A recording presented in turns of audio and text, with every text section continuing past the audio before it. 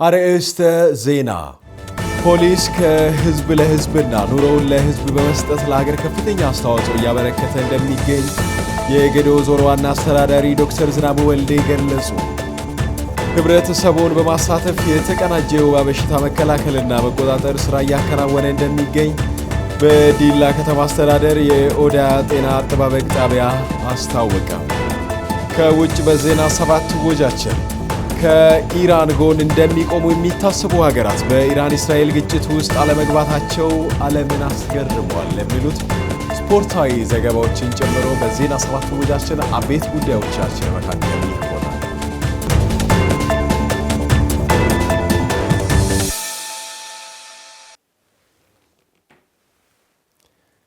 ሰላምን እንሻማ። በያላችሁበት ጤናና ሰላም ለእናንተ ይሁን። ከጌዴኦ ቴሌቪዥን የዜና 7 ወጃችንን አሁን ከጠቆምናችሁ ጉዳዮች ጋር ያይዘን ስፖርታዊ ዘገባዎችንም ጨምሮ ወደ እናንተ ይዘን ቀርበናል። የዜና 7 ወጃችንን ከመላው ስቱዲዮ ባለሙያዎች ጋር በመሆን እኔ መስፍን አለሙ ወደ እናንተ የማደርስ ይሆናል። በቀዳምነት አጫጭር ዘገባዎችን እነሆ። የገንዘብ ሚኒስቴር የዋጋ ንረትን ለማረጋጋት የሚያደርገው ጥረት ተጠናክሮ ሊቀጥል እንደሚገባ ምክር ቤቱ አስገንዝበዋል። የገንዘብ ሚኒስቴር የበጀት ጉድለት በራስ አቅም ለመሙላትና የዋጋ ንረትን ለማረጋጋት የሚያደርገው ጥረት ተጠናክሮ ሊቀጥል ይገባል ሲል የፕላን በጀትና ፋይናንስ ጉዳዮች ቋሚ ኮሚቴ አስገንዝበዋል። ቋሚ ኮሚቴው የገንዘብ ሚኒስቴርንና የተጠሪ ተቋማቱን የ2018 በጀት ዓመት የ9 ወራት ዕቅድ አፈጻጸም ሪፖርት ገምግመዋል።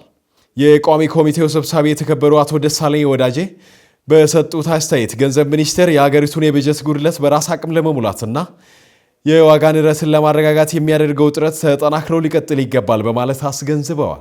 የዕዳ ሽግሽግና የብድር ጫናን ለመቀነስ እየተከናወኑ ያሉ ተግባራት እንዲሁም ከልማት አጋሮች ጋር ያለው መልካም ግንኙነት ተጠናክሮ ሊቀጥል ይገባል ያሉት የቋሚ ኮሚቴው ሰብሳቢ ከካፒታል በጀትና ፕሮጀክቶች አፈጻጸም ጋር ተያይዘው የሚታየው ችግር አሁንም ትኩረት ይፈልጋል ብለዋል። የገንዘብ ሚኒስቴሩ አቶ አህመድ ሽዴ በዋና ዋና የማክሮ ኢኮኖሚ ማሻሻያ ፕሮግራሞች ላይ በማተኮር የዋጋ ንረትን በማረጋጋት ወደ አንድ አሃዝ ማውረድ መቻሉን፣ የበጀት ጉድለትን በራስ አቅም ለመሸፈን የተደረገውን ጥረት፣ የብድር ጫናን ለመቀነስ ከልማት አጋሮች ጋር የተፈጠረውን መልካም ግንኙነትና የፊስካል ፖሊሲውን አተገባበር አስመልክቶ ማብራሪያ ሰጥተዋል። አክሎም አጠቃላይ የፋይናንስ ስርዓቱን ጤናማ ለማድረግ የተከናወኑ ተግባራት እንዲሁም ከታክስ አሰባሰብ አኳያ በበጀት ዓመቱ 9 ወራት የተሰበሰበው ገቢ ከባለፈው በጀት ዓመት ተመሳሳይ ወቅት ጋር ሲነጻጸር የ7.8 በመቶ እድገት ማሳየቱንና ይህንኑም ማጠናክረው የሚቀጥል መሆኑንም ተናግረዋል። ዘገባው የኢትዮጵያ ብሮድካስቲንግ ነው።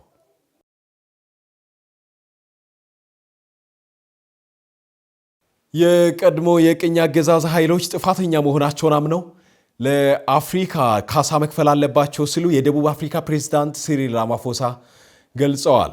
የተባበሩት መንግስታት ድርጅት በመጋቢት ወር የባሪያ ንግድን በሰው ልጅ ላይ የተፈጸመ ወንጀል ብሎ መፈረጁን የጠቀሱት ሲሪል ራማፎሳ ደቡብ አፍሪካ የቅኝ አገዛዝን የማይሽር ጠባሳ ለማከም ተጨባጭ እርምጃዎችን ያቀፈ የተቀናጀና የወደፊቱን ጊዜ ላላገናዘበ የካሳ ማዕቀፍ ድጋፍ እንደምትሰጥ አረጋግጠዋል።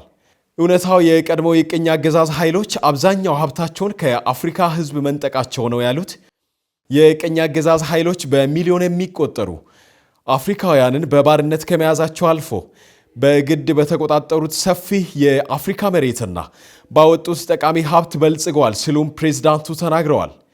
ለተወሰኑ ጭካኔዎች ይቅርታ ከጠየቁት ጥቂት ኃይሎች በስተቀር አብዛኛዎቹ የቀድሞ ቅኝ ገዢዎች ለቅኝ አገዛዝ ሙሉ በሙሉና ያለምንም ቅድመ ሁኔታ ይቅርታ ማቅረብ አልቻሉም ሲሉም ነው ፕሬዝዳንቱ ያከሉት። ዘገባው የስፑትኒክ አፍሪካ ነው።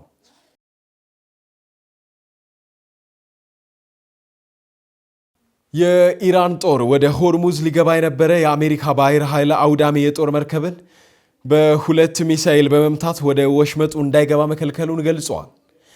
የኢራን መንግስት መገናኛ ብዙሃን የሀገሪቱን ጦር የህዝብ ግንኙነት ጠቅሶ ባወጡት ዘገባ ከኢስላማዊ ሪፐብሊክ ባህር ኃይል በተሰጠው ጠንካራና ፈጣን ትዕዛዝ የአሜሪካና የጽዮናዊ ጠላት አውዳሚ መርከቦች ወደ ሆርሙዝ ወሽመጥ እንዳይገቡ ተከልክለዋል ብለዋል። ከፊል ይፋዊ የዜና ወኪል የሆነው ፋርስ የኢራን ባህር ኃይል የጦር ሰፈር መገኛ በሆነው ጃስክ ወደብ አቅራቢያ አንድ የጦር መርከብ በሁለት ሚሳኤሎች መመታቱን ዘግበዋል። የጦር መርከቡ በወሽመጡ ደቡባዊ መግቢያ በኩል ሲቀዝፍ የነበረው የባህር ላይ ትራፊክና የመርከብ ጉዞ ደህንነትን በመጣስ እንደሆነም ነው ዘገባው የጠቀሰው። እንደ ፋርስ ዘገባ ከሆነ ከአሜሪካዊ የጦር መርከብ ለማፈግፈግና ከአካባቢው ለመሸሽ ተገዷልም። አክሲዮስ የተሰኘው የዜና ምንጭ ጋዜጠኛ ያነጋገራቸው አንድ የአሜሪካ ባለስልጣን ግን የጦር መርከቡ በኢራን ሚሳኤሎች ተመቷል መባሉን አስተባብለዋል። የኢራን ጦር ይህንን ያለው ፕሬዝዳንት ዶናልድ ትራምፕ የአሜሪካ ጦር በወሳኙ የባህር ወሽመጥ ላይ ማለፊያ አጥተው የቆዩ መርከቦች ጉዞአቸውን እንዲቀጥሉና እገዛ እንደሚያደርጉ ከተናገሩ ከሰዓታት በኋላም ነው። ፕሮጀክት ፍሪደም በተባለው በዚሁ ዘመቻ ላይ 15000 ወታደሮች ሚሳኤል ተሸካሚ አውዳሚ መርከቦችን ጨምሮና ከ100 በላይ ተዋጊ አውሮፕላኖች እንደሚሳተፉም ፕሬዝዳንቱ ገልጾ ነበር። ይህንን ተከትሎም ኢራን ለአሜሪካ ዛቻዎች ምላሽ ለመስጠት ዝግጁ መሆኗንም ተናግራለች። ቢቢሲ ነው የዘገበው።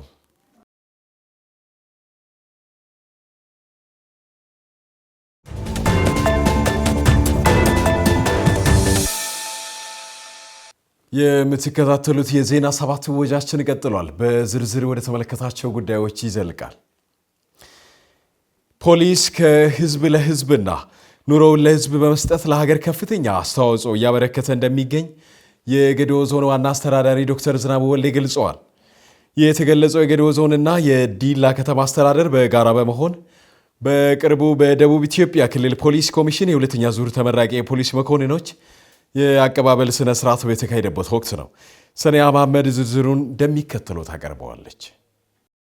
የፖሊስ አባላቱ ከህብረተሰቡ ጋር ተባብሮ በመስራት የዞኑንና የከተማውን ሁለንተናዊ እድገት ማስቀጠል እንደሚገባ የተገለጸ ሲሆን ተመራቂ መኮንኖች ሀገርን ስለሚጠብቁ አሁን ባገኙት እድገትና ደረጃ የተሰጣቸውን ስራ በእኩልነትና በታማኝነት ማገልገል እንዳለባቸውም ተገልጿል። በስነ ስርዓቱ ላይ የተገኙት የጌዴኦ ዞን ዋና አስተዳዳሪ ዶክተር ዝናቡ ወልዴ የአካባቢው የውስጥ ሰላም አንድነት የተጠናከረ መሆኑን ጠቅሰው ፖሊስ ከህዝብ ለህዝብና ኑሮውን ለህዝብ በመስጠት ለዞን ከፍተኛ አስተዋጽኦ ያበረከተ ነውም ብለዋል። ከምንም ነገር በላይ እንደምታስቡት አካባቢያችን በደቡብ ኢትዮጵያ ክልልም ቢሆን በሀገር ደረጃ ካሉ መዋቅሮች ወይም ዞኖች እጅግ በጣም የውስጣዊ ሰላሙ እጅግ በጣም የተጠናከረና የውስጥ አንድነትም እጅግ በጣም የተጠናከረ ዞን ነው። እኔም በባለፉት 5 ዓመታት የሚያውቀው የዞናችን ፖሊስ መላው ከዲላ ከተማ ፖሊስ ጋር በጋራ በመቀናጀት የሰራቸው ስራዎች በዞኑ መሰረታዊ ለውጥ እያመጡ ናቸው ማለት። ስለዚህ ይሄ በጋራ በአንድነት የሰራናቸው ስራዎች እያመጡ ያሉትን ለውጥ የሚያሳይ በመሆኑ በዚህ ላይ ተጠናክራችሁ እንድትቀጥሉም መልእክትን ለማስተላለፍ ነው። ፖሊስ ራሱን በየጊዜው በሁሉም በእውቀትም የተማረ ፖሊስ፣ በስነ ልቦናም የዳበረ ፖሊስ፣ በአቋምም የዳበረ ፖሊስ ሆኖ ሊሰራ ይገባል ማለት ነው። የጌዴኦ ዞን ፖሊስ መምሪያ አዛዥ ኢንስፔክተር ብሩ ማርቆስ የተሻለ የጸጥታና የደህንነት ተቋማትን ለማጠናከር የመኮንኖች መመረቅ ሚናው ከፍተኛ መሆኑን ተናግረው ተመራቂዎች የተለያዩ የማዕረግ ደረጃን አልፈው ለዚህ በመብቃታቸው በስራቸው ላይ ከወትሮ በተለየ ትጋት ማድረግ እንደሚገባቸውም ገልጸዋል። እንግዲህ የዛሬ ተመራቂዎች ወይም ደግሞ ከጀማሪ ማዕረግ እርከን ወደ መስመረኛ መኮንን የተሸጋገሩ ተመራቂዎች ከነርሱ የሚጠበቀው ከህዝብም ከመንግስትም የተሰጠውን ትልቁን ተልእኮ ነውና እንግዲህ ከዚህ ቀደም በታችኛው እርከን ላይ ሆኖ የሚተገበሩት ወይም ደግሞ የሚሰሩት አጠቃላይ ፖሊሳዊ ተልእኮ ከፍ ባለ መንገድ አሁን ባገኙት ስልጠናና ትምህርት ወይም ደግሞ ባገኙት ማዕረግ ልክ ተልእኮአቸውን መወጣት የሚችሉበት እንደሆነ በዛ አጋጣሚ በትኩረት እንዲሰሩ መልእክት አስተላልፋለሁ።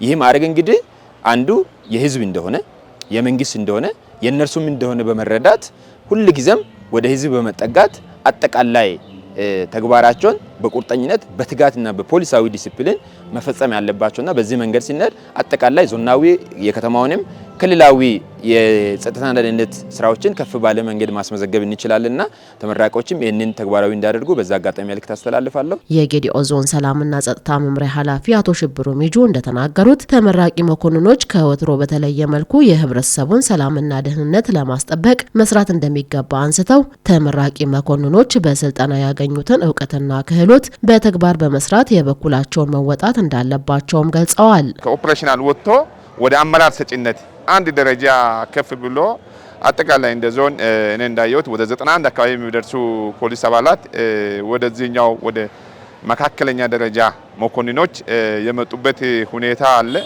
ይሄኛው ለሀገርም እንደ አንድ ሀብት ነው። እንደዚህ ሲሆን ደግሞ ለዞኑም ለክልሉም ለሀገርም የሀገር ውስጥ ያለው ሰላምና ደህንነት አንጻርም የመጠበቅ ኃላፊነት የመሸከም አቅሙ ከፍ ያለ ነው። ዛሬም የተመረቀ ኃይል ከፍተኛ አስተዋጽኦ ይኖራል። ቀደም ሲል ከሚያገለግሉበት ተጨማሪ እውቀት ይዞ መጥተዋል።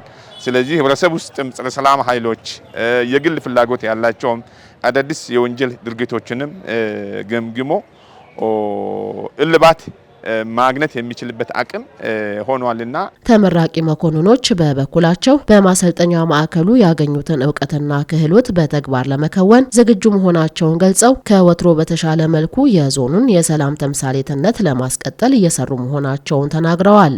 ያው ደቡብ ኢትዮጵያ ፖሊስ ኮሚሽን መጀመሪያ እኛን ከፈተና ጀምሮ በፈተና ወዳድሮን ከፈተና አልፈን ማሰልጠኛ ገብተን በመኮንነት የተመረቅነው የመካከለኛ መኮንን ተመራቂ ነኝና ከዚህ ጋር ተያይዞ ድሮ ከነበረኝ ከታችኛው ማዕረግ ለዚህ መካከለኛ መስመርተኛ መኮንን ሆኛለሁና እዛም ስንሰለጥን ያ የነበረው ከነበረው ድሮ ከነበርነው ዕውቀት አሁን አይምሮአችንም ሰፋ ያለ ነው። ምክንያቱም ትላንት ከነበርነው ዕውቀት ሰፋ ያለውን ነገር አሁን ደግሞ ወደ መካከለኛ አመራርነት ስለመጣን ማህበረሰቦቻችን ከኛ ምን ይፈልጋሉ የሚለውን የማህበረሰቡን ሐሳብ በመረዳት ስራችንን ከድሮ በተሻለ ተጠናክረን እንድንሰራ በሞራልም በማዕረግም በአይምሮአችንም የተዘጋጀን መሆኑን በዚህ ሊያሳውቅ ወዳለሁኝ።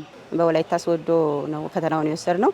ፈተናውን ካለፍን በኋላ ወደ ማሰልጠኛ ገብተናል። ማሰልጠኛው ላይ በእርግጥ በጣም የሚከብዱ ነገሮች ነበሩ። ከአየር አንፃር ምንም ነገር ሳይገጥመን ነው ሁሉ ነገር ችለን የመጣ ነው። ነገር ግን እዛ ላይ የነበሩ ቻሌንጆች ከባድ ቢሆኑም በነበረን ዕውቀት ላይ የተሻለ ዕውቀት አግኝተን ነው የመጣ ነው።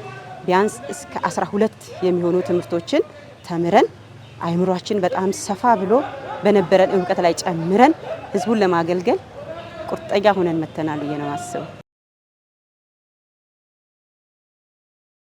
ባለፉት 9 ወራት 2.15 ቢሊዮን ብር ገቢ መሰብሰቡን የጌዴኦ ዞን ገቢዎች መምሪያ አስታውቋል።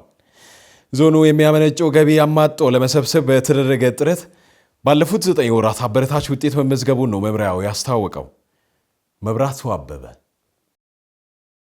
የጌዴኦ ዞን ገቢዎች መምሪያ በበጀት ዓመቱ 2 ቢሊዮን 461 ሚሊዮን ብር ለመሰብሰብ አቅዶ ወደ ስራ መገባቱን ገልጾ ዞኑ የሚያመነጨውን ገቢ አማጦ ለመሰብሰብ በትኩረት እየተሰራ መቆየቱን ገልጸዋል። በ2018 በጀት ዓመት እንደ ዞናችን 2 ቢሊዮን 461 ሚሊዮን ብር ገቢ ለመሰብሰብ በምክር ቤት ጸድቆ በዛው ልክ ደግሞ ይህን ገቢ እንዴት መሰብሰብ አለብን የሚለውን ከሚመለከታቸው ባለድርሻ አካላት ጋር በተለይ እንደ መምሪያ ከመምሪያ ማኔጅመንት ጋር ከመምሪያ አጠቃላይ ባለሙያዎች ጋር ከሁሉም ወረዳና ከተማ ገቢዎች አመራሮችና ባለድርሻ አካላት ጋር እንዲሁም ከበላይ አመራሮችም ጋር የጋራ መግባባት ፈጥረን ሌሎችም ደግሞ ገቢ ከምንሰበስባቸው ባለድርሻ አካላት ጋር በጋራ ውይይት በማድረግ መግባባት በመፍጠር ወደ ገቢ ማሰባሰብ ስራ ገብተናል። ባሳለፍነው በ9 ወራት አጠቃላይ በበጀት ዓመቱ ለመሰብሰብ ካቀድነው ገቢ ውስጥ 2 ቢሊዮን 15 ሚሊዮን ብር ሰብስበናል እንደ ዞን። ይሄ አጠቃላይ ከበጀት ዓመቱ አጠቃላይ እቅድ አንፃር 82% የሚደርስ ገቢ ሰብስበናል። በ9 ወር ለመሰብሰብ ካቀድነው 1 ቢሊዮን 845 ሚሊዮን ብር ገቢ ለመሰብሰብ ካቀድነው አንፃር አጠቃላይ አፈጻጸሙ 109% የሚደርስ ነው እየሰበሰብ ነው። የገቢ አፈጻጸም ከዓመት ዓመት እየጨመረ መምጣቱን ገልጸው የዞኑ መሰረተ ልማት ጥያቄዎችን ለመመለስ በተደረገው ጥረት ሰፋፊ ስራዎች እየተሰራ መሆኑን አክለዋል። አጠቃላይ እንደ ዞናችን የገቢ አሰባሰብ ሂደቱን ስናይ ባለፉት 3 ዓመታት ያለውን አፈጻጸም ወደ ኋላ ተመልሰን ብናይ በ2016 በጀት ዓመት ላይ አጠቃላይ በበጀት ዓመቱ 1 ቢሊዮን 83 ሚሊዮን ሰበሰብ ነው። በ2017 1 ቢሊዮን 659 ሚሊዮን ብር ሰብስበናል። ባሳለፍነው 9 ወራት ደግሞ አሁን ተጠቀሱት 2 ቢሊዮን 15 ሚሊዮን ሰብስበናል። ከዓመት ዓመት የገቢ አሰባሰብ ሂደቱ እየጨመረ ነው እየሄደ ያለው። የህዝባችንን የልማትና የመልካም አስተዳደር ጥያቄዎችን በተገቢ ለመመለስ አዳጊ የሆኑ ፍላጎቶች አሉ። እነዛ ለመመለስ ገቢን አማጦ ከሁሉም አማራጮች መሰብሰብ ወሳኝና አስፈላጊ ጉዳይ ነው። የዞኑ የልማት ጥያቄዎች አዳጊ ከመሆኑም አንጻር ህዝቡ የሚያነሳቸው የልማት ጥያቄዎችን ለመመለስ በተሰራ ስራ አበረታች ውጤት መመዝገቡን ገልጸዋል። ህዝባችን የሚጠይቀው የመንገድ ልማት ጥያቄዎችን ለመመለስ እንደ ዞን ታቅዶ የመንገድ ልማትን ለማሳለጥ የህዝባችን ጥያቄ ለመመለስ የማሽነሪ ግዢዎች በየዓመቱ የተካሄደ ነው ያለው። ከዚህ ጋር ተያይዞ በዞን ማዕከል ትልቅ ዶዘር ማሽን የዞኑ መንግስት ገዝተው ለሁሉም መዋቅር የመንገድ ልማት ጥያቄዎችን ለመመለስ ትልቅ ስራ ተሰርቷል። በዞን ማዕከል ብቻም ሳይሆን ይርጋ ጨፌ ወረዳ፣ ይርጋ ጨፌ ከተማ፣ ገደብ ወረዳና ገደብ ከተሞች አካባቢ የማሽነሪ ግዢ ዶዘር ላይ ዞኑ የገዛ ዶዘር ላይ ግሬደር ማሽን፣ ሎደር፣ ትራክተር አጠቃላይ የሚያስፈልጉ ጉዳዮችን እንደ ዞን ታቅዶ ይሰሩ ያሉ የልማት ስራዎች ናቸውና ግብርና ስራዎችንም ጭምር ለማሳለጥ በዛ ልክ ግዢ ተፈጽሞ በዛ ልክ ያሉበት ሁኔታዎች አሉ። ሎደርም ጭምር በቅርቡም ደግሞ ሌሎች መዋቅሮችም ጭምር የመንገድ ልማት ማሽነሪዎችን ለመግዛት በዛ ልክ ዝግጅት ላይ ናቸው ያሉት። በዚህ ልክ ኢቭን በዞን መንግስት በተገዛው ዶዘር ማሽን ከ94 ኪሎ ሜትር መንገድ በላይ የመንገድ ከፈታ ስራዎች ሰርቷል። ይህ መንገድ ከፈታ ስራ የተሰራው ማውጣት ቢያንስ ማሽን ቢንከራይ ኖሮ ብዙ ገንዘብ የምናወጣው ያለ አንዳች ወጪ ትልቅ ስራ መስራት የተቻለበት ይሄ አንዱ የገቢ አሰባሰብ ከፍ ከማለቱ የተነሳ የተሰሩ ስራዎች ናቸው ማለት ነው። መንግስት የዜጎችን የልማት የመልካም አስተዳደር ጥያቄዎችን ለመመለስና ለህዝቡ የገባውን ቃል ለመፈጸም ገቢ ቁልፍ የልማት መሳሪያ እንደመሆኑ በበጀት ዓመቱ የታቀደውን ገቢ እቅድ ለማሳካት ትኩረት ተደርጎ እየተሰራ ነው ብለዋል። በቀሪ ወራት ትልቁ ትኩረት ሰጥተን መስራት አለብን ብለን አቅደን እየሰራን ያለ ነው። አንደኛ በተሻሻለው አዋጅ 1395 ዝባር 2017 ላይ የወጣ አዋጅ አለ። በዚህ አዋጅ ላይ እንደተደነገገው አንደኛ የደረጃ ሀለታሃ ግብር ከፋዎች በየ3 ወሩ ግብር እንዲከፍሉ የቅድመ ግብር እንዲከፍሉ የወጣ በአዋጅ ላይ ወጣ አንዱ ገቢ መሰብሰብ አለብን ጉዳይ ነው። ከዚህ ጋር ተያይዞ ባለፉት ወራት በየ3 ወሩ መሰብሰብ የሚገባን ገቢ ሰብስበናል። በቀረን ወራት ደግሞ ደረጃ ሀለታሃና ደረጃ ሀለ ግብር ከፋዎች ላይ መሰብሰብ የሚገባንን ገቢ በቀሪ ወራት ትኩረት ሰጥተን ለመሰብሰብ በዛ ልክ እየሰራን እንገኛለን። የገቢ ስራ ለአንድ ተቋም ብቻ የሚተው ጉዳይ አለመሆኑ የሁሉም ባለድርሻ አካላት ቅንጅት ወሳኝነት እንዳለው ገልጸው በቀሩት ወራት ዞኑ የሚያመነጨውን ገቢ አሟጦ ለመሰብሰብ ሁሉም በቅንጅት መረባረብ እንደሚገባ አሳስበዋል። የገቢ ስራ የሁሉም ባለድርሻ አካላት ስራ ነው። የገቢ ስራ የገቢ ተቋም ብቻ አይደለም። የገቢ ስራ የአመራር ብቻ አይደለም። የገቢ ስራ የሁሉም ባለድርሻ አካላት ነው። ገቢ ሲሰበሰብ ነው ሁሉም የልማትና የመልካም ማስተዳደር ጥያቄዎችን መመለስ የሚቻለው። ከዚህ ጋር ተያይዞ ትልቁ ግብይት ሲፈጸም ሁሉም ለታክስ ሕግ ተገዢ ሆኖ ግብርን በወቅቱ መክፈልና የታክስ ሕጉን አክብሮና አስከብሮ መሄድ ከሁሉም የሚጠበቅ ትልቅ ኃላፊነት ነው።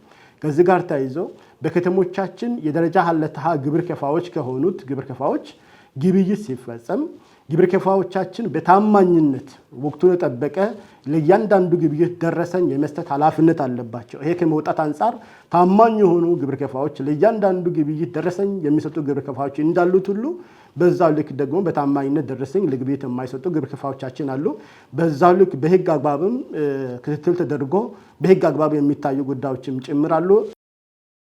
ህብረተሰቡን በማሳተፍ የተቀናጀ የወባ በሽታ መከላከልና መቆጣጠር ስራ እያከናወነ እንደሚገኝ በዲላ ከተማ አስተዳደር የኦዳ ጤና አጠባበቅ ጣቢያ አስታውቋል። ይልማ አበበ ተከታዩን አጠናክረዋል። የጤና አጠባበቅ ጣቢያው በማዕከሉ ከሚሰጠው የሕክምና አገልግሎት ባሻገር በተለያየ ማህበረሰቡን ባሳተፈ መንገድ የወባ በሽታ ስርጭትን ለመግታት እየሰራ ይገኛል። ህብረተሰቡ የራሱን ጤና ከወባ መጠበቅ እንዲችል ለማድረግ የማስተማርና የተለያዩ በሽታን ለመከላከል የሚያስችሉ ተግባራትን ማከናወን እንዲችል የግንዛቤ ስራዎች መከናወን ላይ እንደሚገኙ በጤና አጠባበቅ ጣቢያው የበሽታ መከላከል ስራ ሂደት አስተባባሪ አቶ አብኔዘር ተስፋዬ አስረድተዋል። በዚህ ጤና ጣቢያ ስር 6 ቀጠናዎች አሉ። በሲሳ ክፍለ ከተማ ስር ነው የሚተዳደረውና ወባ በሽታ በተመለከተ በኬስ ፍሎ የሳምንት ቢያንስ እስከ 700 ሰው ይመረመራል። ከዛ ውስጥ እስካሁን ባለፈው ሳምንት ወደ 200 አካባቢ የወባ ቁጥር ተመዝግቧል ማለት ነው እና ከዚህ በፊት ከነበረው የወባ ቁጥር በጣም እየጨመረ በመምጣቱ ይህንን ደግሞ ከመከላከል አንጻር ወደ ማህበረሰቡ ገብተን ጤና ኤክስቴንሽኖች አሉ በየቀጠናው ከነሱ ጋር በመተባበር ቤት ለቤት ሄደን እያስተማርን እንደገና ደግሞ የመከላከሉን ስራ አጎበር እንዲጠቀሙ ውሃ እንዳያፋስሱ እንደገና ደግሞ ትኩሳት፣ ራስ ምታት እንደዚህ አይነት የበሽታ ምልክቶች ሲኖሩ በጊዜ መጥተው እንዲታከሙ በማድረግ ታች ላይ እንሰራለን ማለት ነው። ወባ በዓለም በሚሊዮን የሚቆጠሩ ሰዎችን ሲያጠቃ ስፍር ቁጥር የሌላቸውን ሕይወት እንዲያጡ ምክንያት የሆነ በሽታ ነው። በተለይም የጤና አጠባበቅ ተደራሽነት ውስን በሆኑ እና በሽታውን ለመከላከል አናሳ ግንዛቤ ባላቸው ቤተሰቦች የመተላለፍ አድማሱን በፍጥነት እያባዛ ለቀውስ ይዳርጋል። ዶክተር ወንደወሰን ደጉ በጤና አጠባበቅ ጣቢያው ጠቅላላ ሐኪም የወባ በሽታ ምንነት፣ መንስኤዎች፣ ምልክቶችና መከላከያ መንገዶችን አብራርተዋል። ያው ቱበርኩሎሲስ በባክቴሪያል ማይኮባክቴሪየም ቱበርኩሎሲስ የሚመጣ በሽታ ነው። በሽታውን በዋነኝነት በአኖፊለስ ሞስኪቶ አማካኝነት የሚራባ በተለያዩ ቦታዎች ላይ ባቆሩ ውሃዎች አማካኝነት በዛ አካባቢዎች ላይ የሚራባ ነው። በተቻለ መጠን መከላከል የምንችለው በሽታ ሲሆን ካልፎ ግን ወደ ማህበረሰቡ ወይም ደግሞ እቺ ያልኳት አኖፊለስ ሞስኪቶ በምትራባበት ወቅት ላይ ኬዳ ከሰዎች ጋር ኮንታክት በምታደርግበት ሰዓት ወይም ደግሞ በምትነድፍበት ሰዓት ላይ ወደ ሰዎች የመተላለፍ እድል አለው ማለት ነው። በዋነኝነት እቺ ተባይዋ ትንኟ የምትራባበትን ቦታ ማቆም ትክክለኛው ሜጀር ነው። ምክንያቱም አንዴ ሰውነት ላይ ማኒፌስት ካደረገች ወይም ደግሞ ወደ ሰውነት ከተላለፈች በኋላ አንደኛ ብዙውን ጊዜ ማህበረሰቡ ወደ ሕክምና የሚመጣው ዘግይቶ ነው። ይህ ደግሞ የማላሪያ ኮምፕሊኬሽኖች ማኒፌስት እንዲያደርጉ ያደርጋል። አብዛኛውን ጊዜ ደግሞ ኮሞርቢዲቲ ያለባቸው ተጨማሪ በሽታ ያለባቸው አለያም ደግሞ አንደር 5 ህጻናቶቹ ላይ የእንደዚህ አይነት ነገሮች ሲቪየር ከሆነ በኋላ ነው እኛ ጋር የሚደርሱት። የመጀመሪያው ሜጀር አሁንም ደጋግሜ የምለው በህብረተሰቡ ዘንድ ማለቅ ያለበት መከላከል ነው። በተለያዩ ቦታዎች ያቆሩ ውሃዎችን ማፋሰስ ነው። ውሃዎችም አቁሮ በሚገኙበት ቦታ ላይ ለጤና ጣቢያ ወይም ደግሞ ለጤና ጣቢያ ኤክስቴንሽኖች ጥቆማ በመስጠት የኬሚካል መርጨት ይከናወናል። ስለዚህ በዋነኝነት ይሄ ነገር በጤና ባለሙያው ብቻ ሳይሆን ከማህበረሰቡ ጋር ከህብረተሰቡ ጋር አብሮ የሚሰራበት ነው።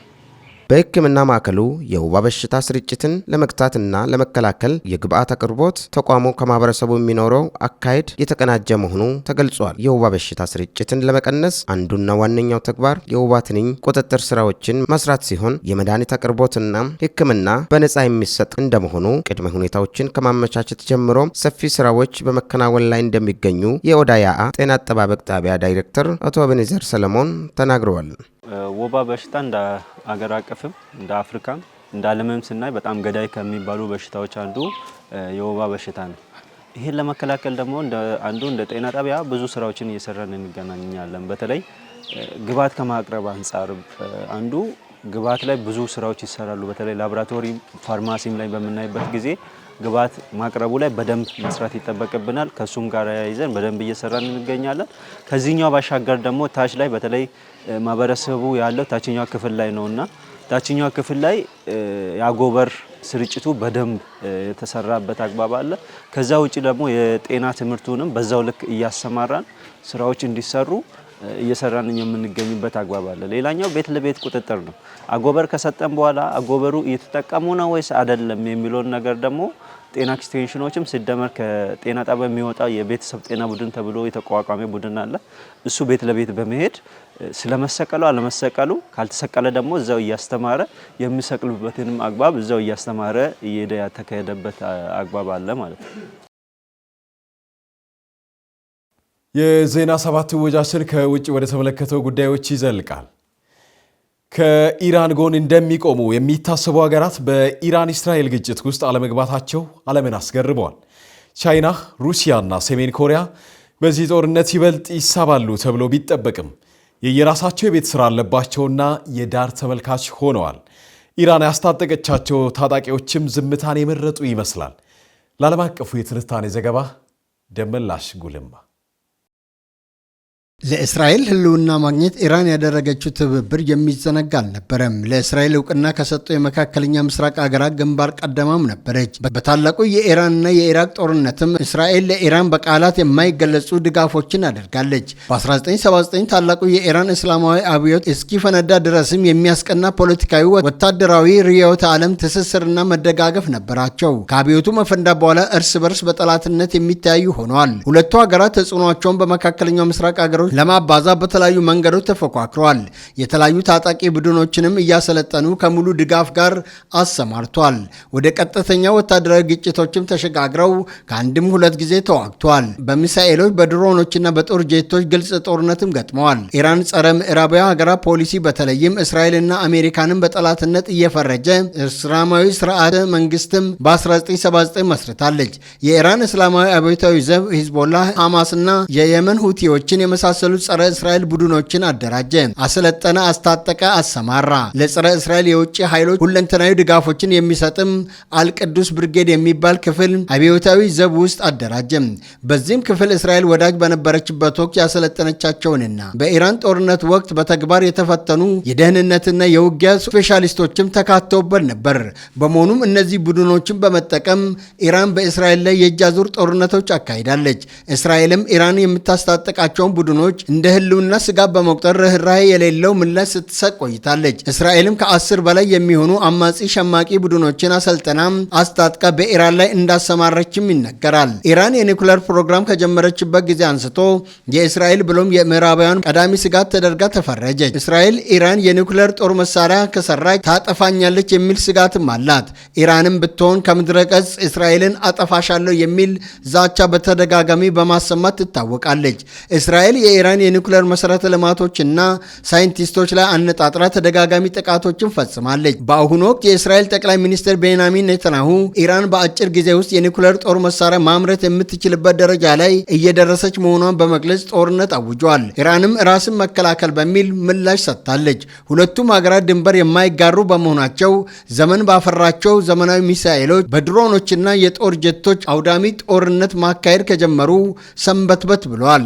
ኢራን በመካከለኛው ምስራቅ ተጽዕኖ ፈጣሪነቷን ለማጎልበት በሶሪያ፣ በሊባኖስ፣ በኢራቅ፣ በፊልስጤምና በየመን ሰፊ እንቅስቃሴና ተሳትፎ ስታደርግ ቆይታለች። እስራኤል ይህንን የኢራን በቀጠና የበላይነት ለመያዝ የሚደረግ ሙከራ በቀጥታ የህልውና ስጋት አድርጋ ትወስዳለች። ኢራን በገባችበት ሀገራትና በምታደራጃቸው ቡድኖች ላይም ወታደራዊ ጥቃቶችን ስትፈጽም ቆይታለች። ሁለቱ ሀገራት በቀጥታም ይሁን በወኪሎቻቸው በኩል እየተዋጉ ሰንበትበት ብለዋል። ከቅርብ ዓመታት ወዲህ እስራኤል በኢራንና ወኪሎቿ የሚፈጽሙባትን ጥቃቶች ከመሰረታቸው ለመንቀል ትኩረቷን መሪዎች ላይ አድርጋለች። በሐማስ በሂዝቦላና ሁቲ መሪዎች ላይ በማትኮር ስኬታማ ጥቃቶችን ስትፈጽም እንደቆየች ይታወቃል። በሶሪያ የኢራን ኤምባሲ ላይ ጥቃት በመፈጸም ወታደራዊ አዛዦችን ሳይቀር ገላለች። በአቅራቢያዋ በኢራን ተጽዕኖ ስር የነበሩ መንግስታትን በማፍረስም በስፋት ተሳትፋለች። ስጋት ያለቻቸውን የጦር መሳሪያዎች ያለ ከልካይም አውድማለች። ኢራን ለመጀመሪያ ጊዜ ኤፕሪል 2024 በእስራኤል ላይ 300 ድሮኖችና ሚሳኤሎችን ተኩሳ በእስራኤል ላይ ቀጥተኛ ጥቃት ፈጽማለች። ይህም እስራኤል በሶሪያ የኢራን ኤምባሲ ላይ ለፈጸመችው ጥቃት የተፈጸመ ምላሽ ነበር። የኢራን ምላሽ የሁለቱ ሀገራት ግጭት ከእጅ አዙር ወደ ቀጥተኛ ወታደራዊ ፍጥጫ መሸጋገሩን ያመለከተ ነበር። አሜሪካ፣ እንግሊዝ፣ ፈረንሳይ፣ ጀርመን የመሳሰሉ የምዕራባውያን ሀገራት ለእስራኤል ድጋፋቸውን ገልጸው ኢራንንም አውግዘዋል። ቻይና በሀገራት ጉዳይ የምትከተለው ግልጽ ፖሊሲ ገለልተኝነት ነው። በመካከለኛው ምስራቅ ጉዳይ የምትከተለውም አቋም ፖሊሷን የሚጠብቅና የሚያንጸባርቅ ነው። በግልጽ ለኢራን ወገና በመሰለፍና የማዕቀቦች ሰለባ መሆን ፈጽሞ አትሻም። የሩሲያ ወቅታዊ ትኩረት ከዩክሬን ጋር የገባችበት ጦርነት ነው። ምንም እንኳን ለኢራን ድሮኖችና ባላስቲክ ሚሳይሎችን በማቅረብ ተጠቃሽ ድጋፍ ብታደርግላትም ሩሲያ በግልጽ ከጎኗ መቆም የምትችልበት ነባራዊ ሁኔታ ላይ አይደለችም። በሩሲያ ዩክሬን ጦርነት ገለልተኛ አቋም ከያዘችው እስራኤል ጋር ያላት ዲፕሎማሲያዊ ግንኙነት አመድ ማልበስ አትሻም። የሰሜን ኮሪያ ዋነኛ ትኩረት በኮሪያ ባህረ ገብ አካባቢ ያለው ጂኦፖለቲካዊ ውጥረት ነው። በመሆኑም ከኢራን ጋር ያላትን ትብብር ከጦር መሳሪያና ከቴክኖሎጂ ልውውጥ በላይ አይሆንም። በሌላ በኩል ደግሞ ከደቡብ ኮሪያና ከአሜሪካ ጋር ሰጣ ገባ ውስጥ ባለችበት በዚህ ወቅት ከእስራኤል ጋር የሚያጋጫት ተግባር ላይ መሳተፍ አትፈልግም። ከኢራን ጋር ያላት ግንኙነት በተለይም በጦር መሳሪያና በኒውክሌር ቴክኖሎጂ ላይ ያተኮረ ነው። ነገር ግን በኢራን እስራኤል ግጭት ውስጥ ቀጥተኛ መሳተፍ ተጨማሪ ዓለም አቀፍ ማዕቀቦች እንዳያስከትልባትም ትሰጋለች። በአጠቃላይ እነዚህ ሀገራት ከኢራን ጋር ያላቸው ግንኙነት በዋናነት በቴክኖሎጂ በኢኮኖሚያዊና በወታደራዊ ጥቅሞች ላይ ያተኮረ ነው። ግልጽ ወታደራዊ ትብብር ወይም አጋርነት ላይ የተመሰረተ አይደለም። በእርግጥ ከሩሲያ ጋር የጦር መሳሪያ አቅርቦት ያካተተ ስምምነት ቢኖራቸውም ሩሲያ ከራሷ የሚተርፍ በቂ አቅርቦት ይኖራታል ተብሎም አይጠበቅም። የሳውዲ አረቢያው የውጭ ጉዳይ ሚኒስትር ልዑል ፋይሳል ቢን ፋርሃን ዓለም አቀፍ ፖለቲካ ሊያናውጥ የሚችል ንግግርም አድርጓል። አሜሪካ ለረጅም ጊዜ የነበራትን የዓለም ጠባቂነት ሚና ጥያቄ ውስጥ የከተቱ ያካተቱት ሚኒስተሩ አሁን ባለው ሁኔታ በአሜሪካ ላይ መደገፍ አደገኛ ሊሆን እንደሚችልም አስጠንቅቀዋል። ሳውዲ አረቢያና ሌሎች ቀጠናዊ ኃይሎች ፊታቸውን ወደ አዳዲስ የዓለም ሀያላኖች እያዞሩ መሆናቸውንና ራሳቸውን ለመከላከል አዳዲስ አማራጮችን እየፈለጉ መሆኑ ተሰምቷል። ከኢራን ጎን እንደሚቆሙ የሚታሰቡ ፈርጣማ ሀገራት በኢራን እስራኤል ግጭት ውስጥ ተለሳልሰው ታይቷል። በግልጽ መሳተፍ የግጭቱን መጠን ከማስፋትና ከማወሳሰብ ባለፈም ከአሜሪካና ከሌሎች የምዕራባውያን አጋሮች ጋር ቀጥተኛ ግጭት ውስጥ እንደሚከታቸው ግልጽ በመሆኑ ጥንቃቄ መታቀብን መርጧል ሲሉ የተለያዩ ዓለም አቀፍ ሚዲያዎች ዘግበዋል።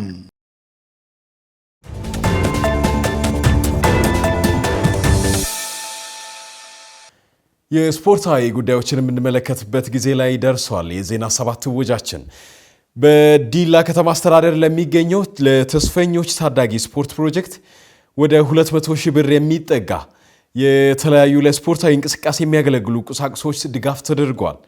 ማንቸስተር ዩናይትድ ሊቨርፑልን በማሸነፍ ሶስተኛ ተከታታይ ድሉንም አስመዝግቧል። ሌሎች ስፖርታዊ ዘገባዎችንም ጨምሮ ሃይማኖት ጀንበሩ በስፋት ተመልክተዋቸዋል።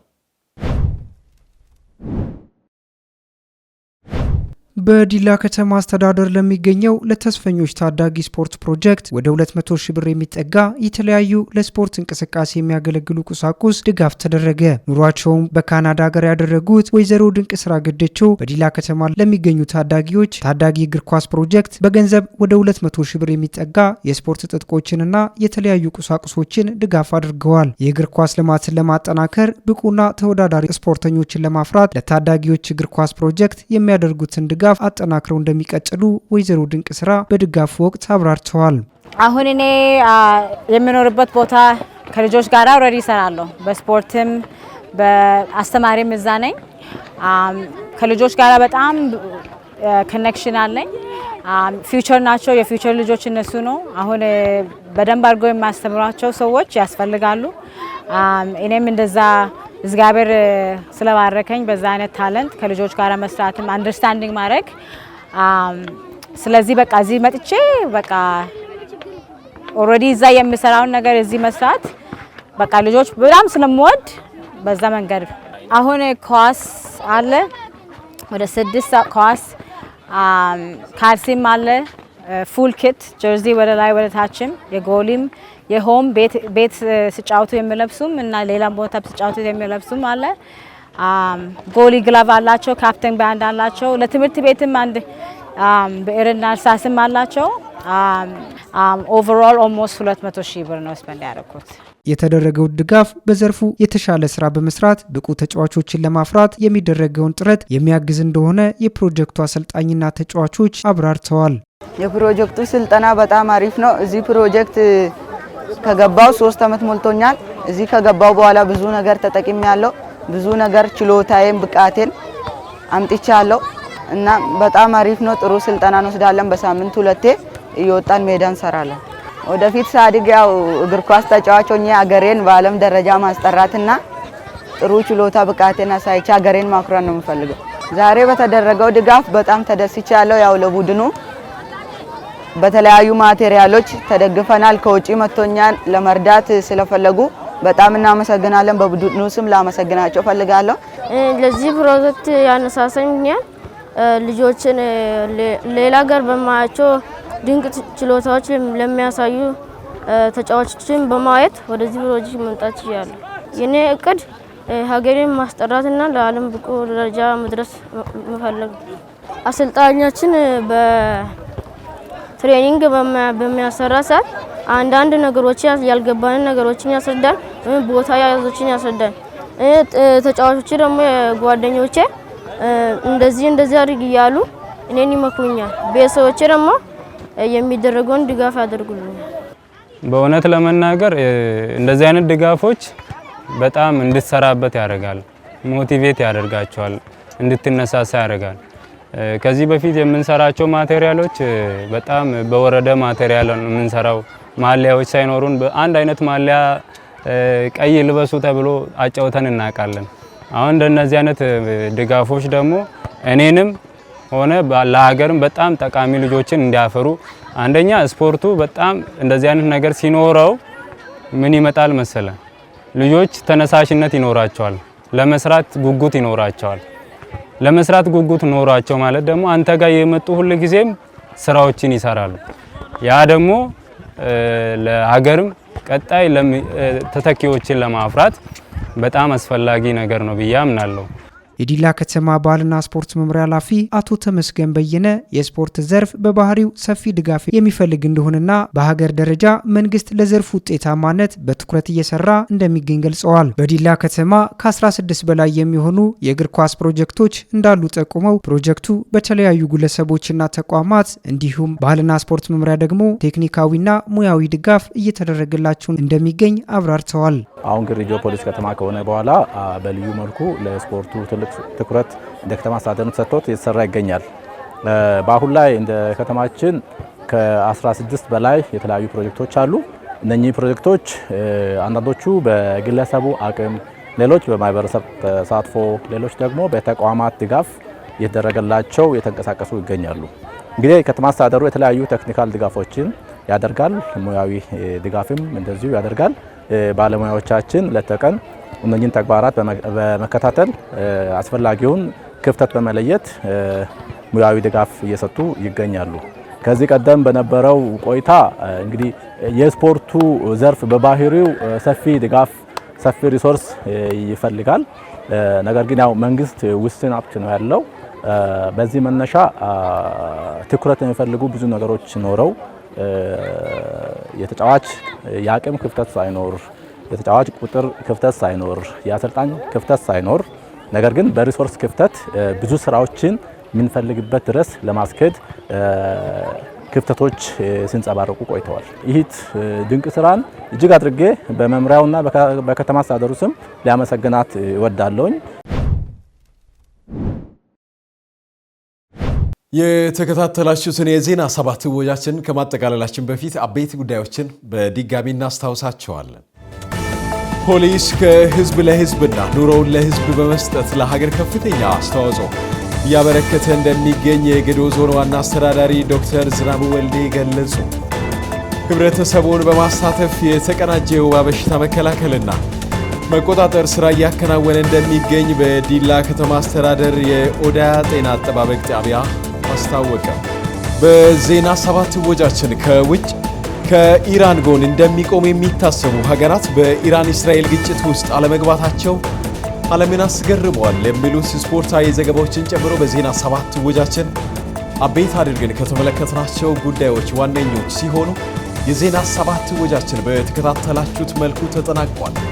የዜና ሰባት ወጃችንን ከመላው ስቱዲዮ ባለሙያዎች ጋር በመሆን እኔ መስፍን አለሙ ወደ እናንተ በማድረስ አብሬያችሁ ቆይታ ያደረግኩ ሲሆን ዜና ሰባት በዚሁ ያበቃል። ሰላምን እንሻማ። በያላችሁበት ጤናና ሰላም ለእናንተ ይሁን። ሰናይ ጊዜ